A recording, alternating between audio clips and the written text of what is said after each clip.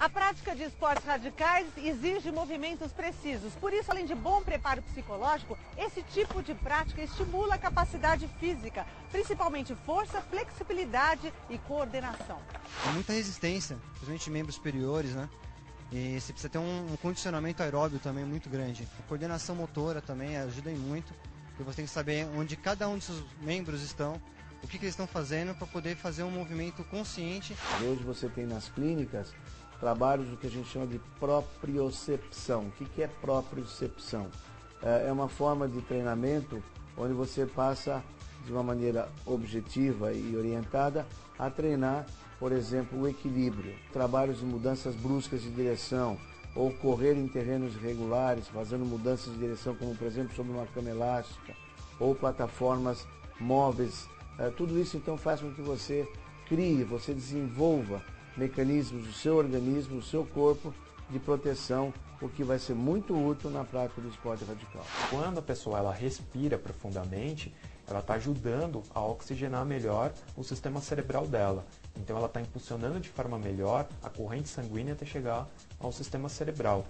É praticamente como a Hortência fazia em cada cesta que ela dava no lance livre. Ela sempre respirava fundo. Não pense que basta sair praticando os esportes radicais para ter todos os benefícios psicológicos e físicos. É preciso, antes de mais nada, tomar alguns cuidados. É importante fazer um raio-x de tórax, aquela chapa do tórax, aquela fitinha comprida, o eletrocardiograma, sendo mais apurado um ecocardiograma, que é o ultrassom do coração, ou mesmo um teste ergométrico, um exame de esteira. Esse exame de esteira vai mostrar o coração batendo mais rápido e a gente vê o comportamento do coração, a frequência do coração, tem como a gente detectar a parede do coração, como que o músculo se comporta no exercício. Nesses exames podem ser encontrados muitos fatores que impedem uma pessoa de praticar esportes radicais. Hipertenso, obeso, um indivíduo que tem alguma alteração, que foi descoberta essa alteração no exame físico, ou indivíduos que a gente descobriu que ele tem uma evidência de aterosclerose, que é o entupimento das artérias do coração. O problema no coração é o principal fator que impede a prática de esportes radicais. O coração tem que estar estruturalmente funcionando corretamente. Alguma parte do coração que não esteja funcionando corretamente pode trazer danos irreparáveis, pode desencadear principalmente uma arritmia.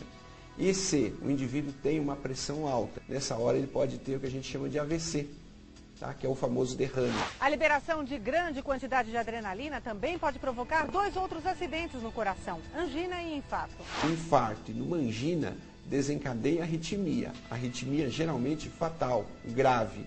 Aí esse indivíduo desmaia, cai por arritmia e pode ter morte, né? Morte súbita. Crianças e jovens também precisam estar alertas. É importante que os pais observem que essas crianças não apresentam cianose, tanto de lábio, cianose nos dedos. Cianose é os dedos ficam azulados. Pode refletir uma doença do coração. A combinação de álcool, drogas e esportes radicais pode ser mortal.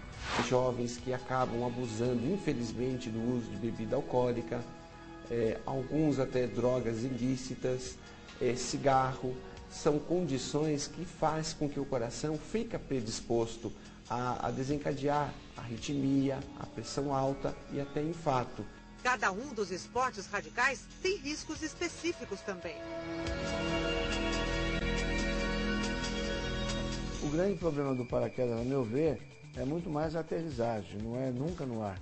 Quer dizer, a aterrissagem, dependendo de como ele caia, ele pode ter então traumas importantes com fraturas de calcânio, às vezes desequilibradamente. O tronco vai para frente, aí ele tem a fratura da coluna e eventualmente se ele cair apoiando as mãos no chão, aí ele vai ter problemas no punho. Quando a pessoa se pendura na corda, tem aquele balanço, né? Então é uma mudança de posição muito rápida, então geralmente as pessoas com labirintite começam a passar um pouco mal. E grávidas também não é aconselhado, né? Só se elas já forem escaladoras já tiveram uma experiência já com escalada, aí elas podem praticar a atividade de uma forma adaptada.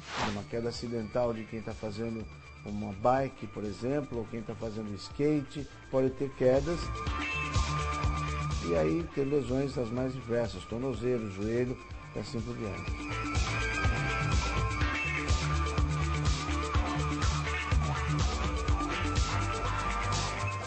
Sempre um aquecimento, né, antes de começar a escalada, porque é uma atividade que exige força, né, que exige flexibilidade. Então, se o corpo não está pronto para poder escalar, então a possibilidade de lesão aumenta muito. Uma escalada, ele pode ter alterações, dependendo da posição que ele fica, em ombro, punho e mão, pela força que ele faz. Ele pode ter lesões se não tiver o equipamento adequado, em nível de pé e tornozelo, se ele não tiver apoio certo durante essa escalada. Conhecer bem o esporte que está praticando é uma das principais maneiras de se evitar acidentes e lesões. Conhecer o esporte, quer dizer, conhecer o gesto. Segundo, é que ele possa treinar esses gestos em condições de absoluta segurança, seja na academia, seja em qualquer outro lugar onde ele possa estar, onde ele tenha condições de reproduzir aquele movimento. E para estar bem condicionado, é preciso também estar bem alimentado. Uma alimentação leve antes de escalar, né? Afinal de contas, você vai estar levando o seu próprio peso para cima. Com os devidos cuidados, os esportes radicais podem ser praticados por pessoas de ambos os sexos, das mais variadas idades. É claro que adequado para cada uma das idades, né? E para cada uma das condições. Meu pai, ele tem 76 anos e eu levei ele para escalar já no ginásio. Isso foi uma experiência muito grande. Eu acho que tanto a rapel como a escalada, eles têm objetivos semelhantes. Tem que ter boa força de mão, de membro superior, apoio nas pernas. O benefício acho que é global, porque o esporte exige do atleta que ele tenha uma boa força muscular, que ele tenha uma boa resistência praticamente no corpo todo. Para a pessoa encontrar um equilíbrio emocional e mental na prática do esporte radical, é necessário que primeiro ela se conheça bem, entendeu? Para ela saber qual que é o limite dela, o que ela pode transpor, para que de repente ela não crie barreiras muito grandes a ponto de não conseguir superá-las. O grande motivo de quem pratica esportes radicais talvez não é nem o amor pelo esporte, mas é o amor pela emoção e pela adrenalina.